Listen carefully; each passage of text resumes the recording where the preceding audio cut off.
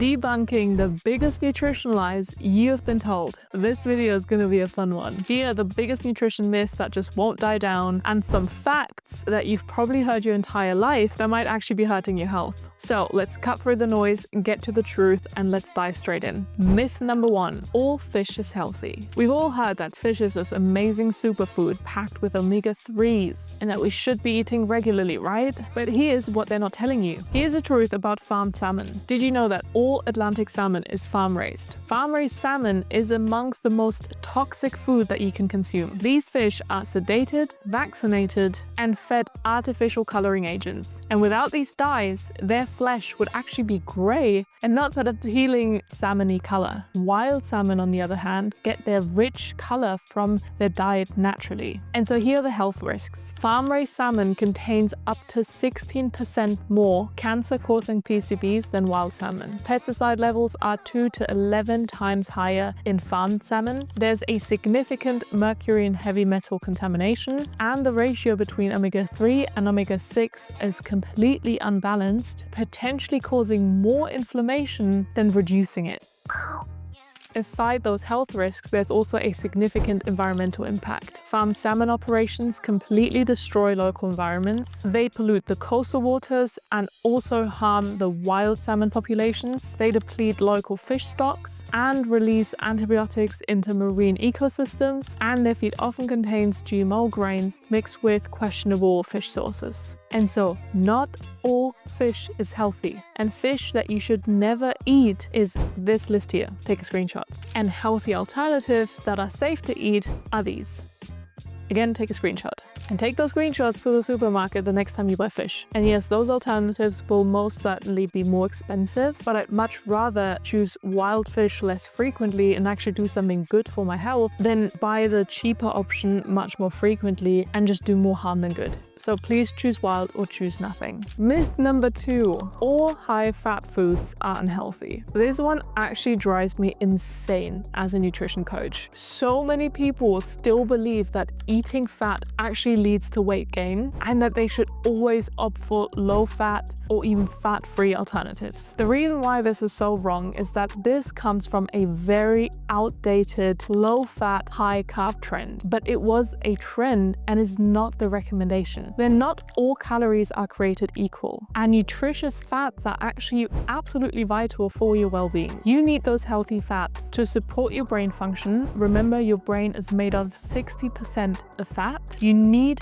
fat to help produce and regulate hormones. You also need it to support heart health. You need it to reduce inflammation, which, if you've seen this video up here, you know that inflammation is one of the main drivers of weight gain, and you need it to maintain healthy cognition. So just cutting out all fats from your diet is probably one of the worst things you can do for your overall health, but also your weight loss. So here's what you want to include. You want to include avocados, olives and olive oil, wild caught fish, emphasis on wild as discussed in myth number 1, nuts and seeds, and grass-fed high-quality animal products if you can. Research has actually shown that low-fat diets have been linked to a greater risk of metabolic syndrome, which can then lead to insulin resistance and elevated triglycerides, which are known risk factors for heart disease.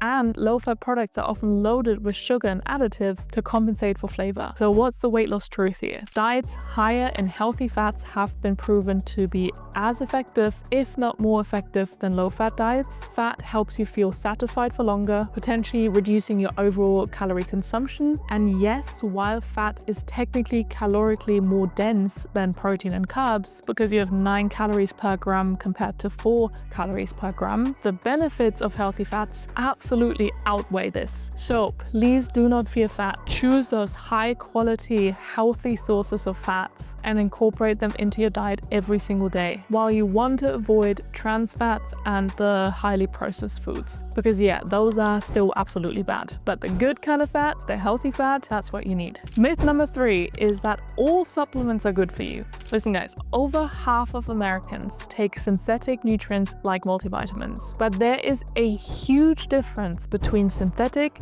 and natural nutrients. Natural nutrients, like the name already gives away, come from whole food sources that have been part of our diet for centuries. Synthetic nutrients are artificially made in labs develops through industrial processes. And unfortunately, most supplements nowadays on the market are synthetic. Here are the problems with synthetic supplements. Number one is uncertain absorption. Despite having similar chemical structures, your body can react differently to synthetic nutrients. Then when you eat real food, you're also getting all the vitamins and minerals, cofactors and enzymes that come with that real food and that work beautifully together. While all those synthetic nutrients obviously don't have any of that and are completely isolated. Studies have also shown that natural vitamin E is absorbed twice as efficiently as synthetic vitamin E. Then many synthetic supplements contain massive doses that go far beyond what you'd ever get from real food. And lastly, most conventional supplements can contain all sorts of fillers, binders, and additives that can all cause negative side effects that definitely outweigh the benefits of taking a supplement in the first place. Some common harmful additives are these ones here, and these additives may be causing kidney stones, constipation, interfere with nutrient absorption, which is the complete opposite you want, and even induce gut inflammation. So now how can we identify better supplements? You always want to check the label. Natural supplements often list food sources and not some chemicals or ingredients that you can't pronounce. They're also labeled as 100% plant or animal based. Then supplements listing individual nutrients or chemical names are almost certainly synthetic, and so you want to choose 100% natural, plant or animal based supplements, preferably organic. And research the brand, check all the ingredients before you purchase them. One brand that I absolutely love is Sunday Natural. I have 3 right here. I have about, I don't even know, 10 others at home that I didn't bring to travel with me, but this brand absolutely swear by. This is absolutely not sponsored, I wish. This brand, really high quality, all natural. I've not gone to buy a different brand ever since I discovered these here. But you don't have to decide on this brand specifically. Whatever you choose, just remember that some low quality supplements will probably do more harm than good, and that the quality here really matters. Myth number 4 is calories in, calories out is all that matters when it comes to weight loss. This idea of simply burning more calories than you consume will automatically lead to weight loss ignores so many crucial factors.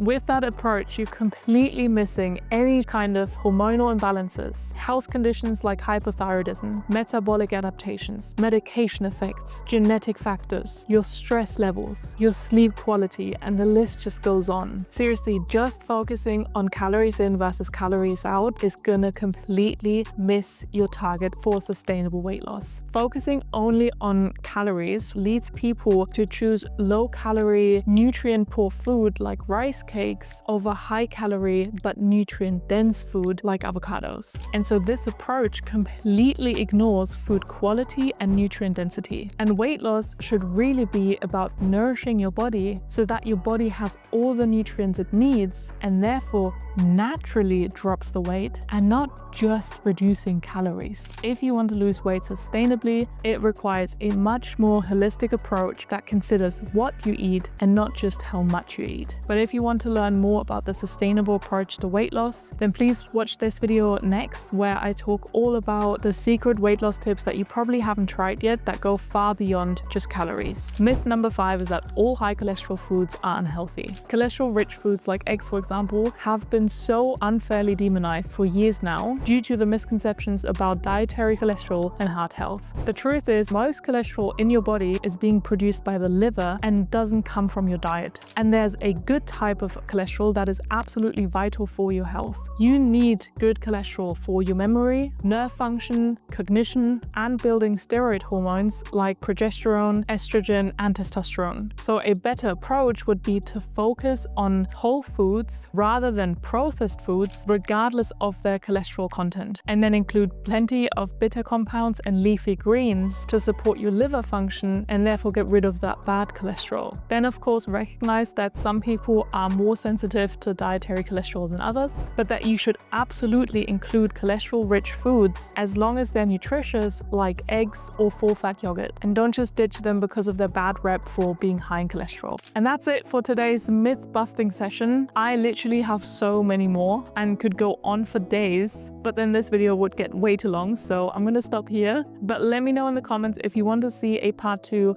where I debunk even more common nutrition myths And please also let me know in the comments which of these nutrition myths you have believed and which one shocked you the most. I would love to know. And if there's any specific myths you want me to address next time, then please also leave that in the comments. And other than that, if you found this video helpful, I would really appreciate a thumbs up. And don't forget to subscribe to this channel for more nutrition and health content. And if you now want to learn more nutrition facts, then please check out this playlist next. It's filled with tips and tricks and insights. And so thank you so much for watching, and I'll see you over there. Bye.